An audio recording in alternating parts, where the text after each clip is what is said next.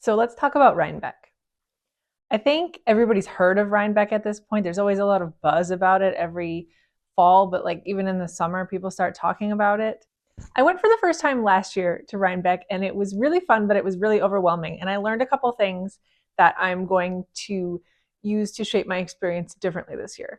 First of all, last year I learned that a large component of Rhinebeck is not even the main show. So the New York Sheep and Wool Festival is kind of what started the whole thing.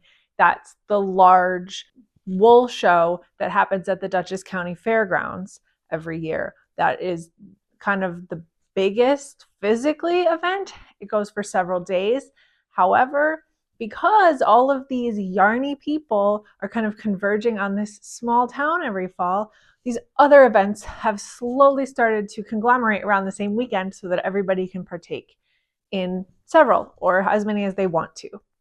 So last year, I didn't know that. I just went to the New York Sheep and Wool Festival. It was great. It was big. I only went for one day. There was a lot to look at, and I didn't really know what to expect.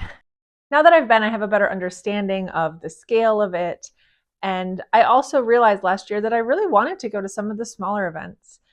Before I went, I didn't really even realize that they existed or were kind of considered part of Rhinebeck, which is actually just the name of the town that's nearby where all of these are held. Rhinebeck doesn't actually mean anything or isn't the name of any particular one of these events. So there are three smaller events that actually happen the day before the New York Sheep and Wool Festival starts. They all kind of overlap, and it's really cool that they're happening in the same place, but it actually makes it kind of tight to try to get to all of them. This year, I bought tickets to all four events. So on Friday, I will be attending Indie Untangled, Cakepalooza, and Woolen Folk, as well as going to the New York Sheep and Wool Festival over the weekend. That's going to be a lot. It can be hard to contain yourself when you're yarn shopping on a normal day. It can be extra hard when you're yarn shopping at a wool festival. I have never attempted to go to 4 wool festivals in 48 hours. It might be rash, but it's in the name of my YouTube channel. I'm going to try to bring you guys with me. I have a plan to, of course, film like regular vlogs about what I'm doing when I'm shopping and do a little haul. But I also kind of want to try to give everybody a tour because I know that it's a big event in our community, right? Our online community goes crazy talking about Rhinebeck for a while, and a lot of people get FOMO. And I'm really fortunate to live super close to where it's happening anyway. So it's not remotely a burden for me to be able to go. But I understand for the vast majority of people, you're not here already, right? So I'm going to try to make some videos to be able to bring the Rhinebeck experience to you guys, which is going to be different. So I'm going to be doing 4 festivals in 2 days, and I'm also going to be filming like the whole time. It's going to be an undertaking. And to really pile on, I want to film one more episode of my New York Fiber Trail series. I had higher hopes at the beginning of the season to do another episode of kind of the smaller stores that are in the middle of the other regions that don't really fit in with the day trips I was already planning, but those just didn't work out. So besides the episodes that I've already released, which if you haven't seen them, there's a whole playlist of them. You can check that out on my channel. I'm going to do one more episode to kind of cover the Albany and Schenectady region of New York.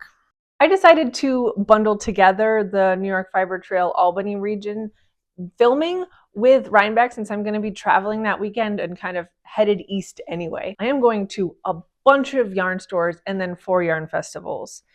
So I'm probably mentally and fiscally unequipped to do this, but I'm going to take the plunge and do it anyway. I'm excited, but I'm going to be drained. So it's important to me to plan ahead and know what I'm going to need. When I went to Rhinebeck last year, I had a couple projects that I had ideas for. I had a couple specific things I was looking for, but otherwise I was just kind of drawn this way and that way, and everything was catching my eye, and I just kind of bought things, sometimes splurged on things that were interesting.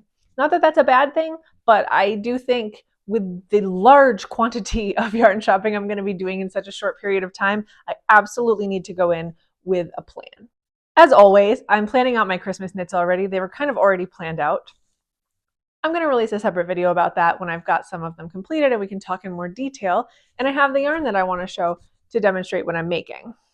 But for now, I do have them all planned out, so I have these quantities. So I've made a sort of little shopping list for myself. It's really small, but it's going to help me remember the sweater quantities that I need to be able to make the Christmas gifts that I have planned. So it's helpful for me to make note of the weight and yardage that are suggested for the pattern, and then I can remember who it's for and kind of try to choose colors as I'm there. So the whole weekend, I'll be keeping in mind these 3 sweater quantities for holiday gifts that I need to purchase, but also I have smaller accessories and other things that I'm going to be making that I don't need to buy yarn for, but maybe if I see something special, I can keep in mind that I have a list of smaller things that I don't have to make it from stash. If there's something really special that really catches my eye and I think somebody would enjoy, I can pick that up and I already know what it's going to be earmarked for. So another thing that's really helpful for when you're yarn shopping, actually, I thought it was down here, but I've got to run up to my yarn room to get it. Hold on.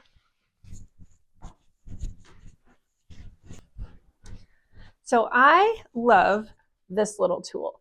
This was in a Nitty Fix that I got earlier this year. It's like a little keychain. I hook it onto my tote bag when I'm shopping, and this is so useful. It tells you how many meters on this side and how many yards on this side you roughly need to make all these different garments in this certain yarn weight.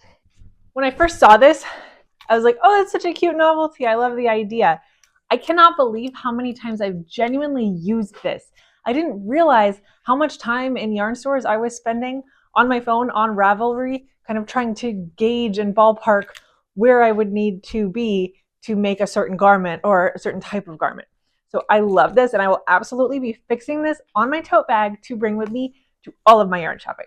My game plan is to, first of all, go in gift-minded, right? I know that I need these 3 sweater quantities. It would be nice of me to buy nicer yarns, and that's what I intend to do. So I'm going to go in with the idea of purchasing these specific quantities that I know I need for projects that I already have planned. I'm also going to go in with the kind of open-ended idea that if I see a single skein that's really special, maybe I'll pick that up for a gift. But when I'm talking about shopping for myself, I don't want to get carried away. You have seen over the last year and a half or so how my yarn stash tends to just grow. You know, I don't really know how that happens. Olive, how does the yarn just keep growing? Where does it come from? So when I'm shopping for myself, I think it's harder to set boundaries and rules. I think I'm going to give myself permission to buy 1 sweater quantity, because what I'm afraid will happen, and what has happened in the past, is that once I get there and I'm seeing so many things I love and I'm so overwhelmed, I kind of talk myself into buying smaller quantities.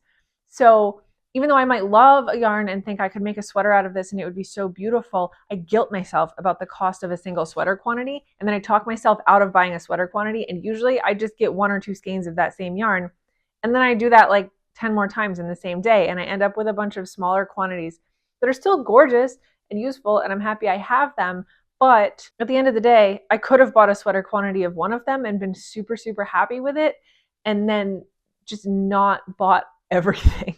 I'm definitely going to go in with the idea that if I find something that I fall in love with, and honestly, the odds of me going to that many yarn festivals and yarn stores and not finding something that I fall in love with are super low, that I'm going to be okay with letting myself buy a sweater quantity of something nice.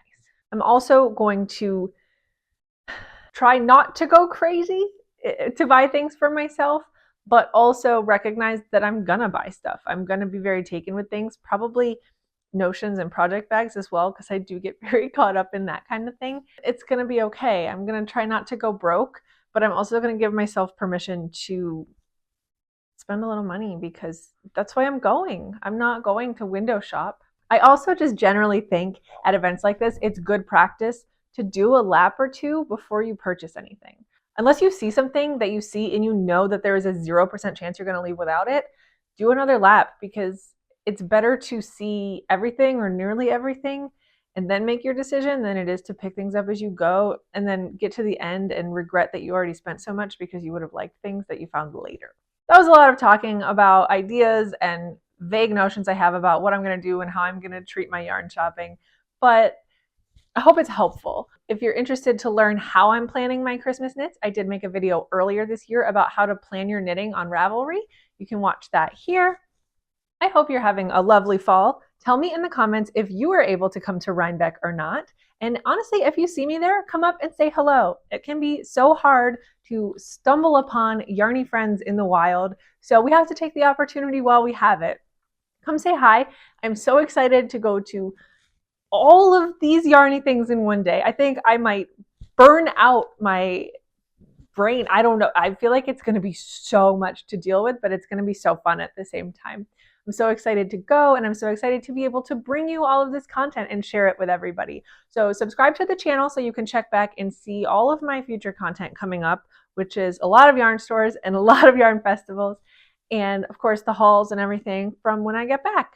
I will be a very busy bee filming all of that content until I see you again, but I can't wait to come back and see you in the next bunch of videos. Bye!